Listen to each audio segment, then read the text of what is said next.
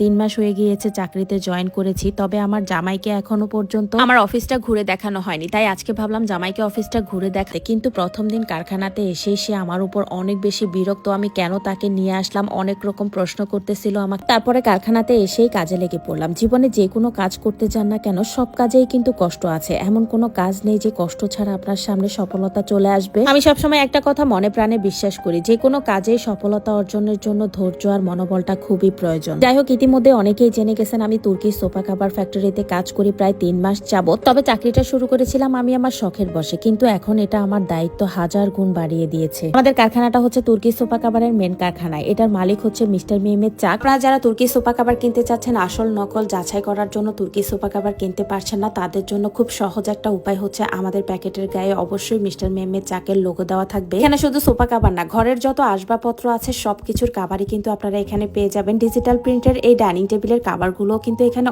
অনেক সুন্দর সুন্দর ডিজাইনেরই পেয়ে যাবেন। আর আমার কারখানা থেকে প্রোডাক্ট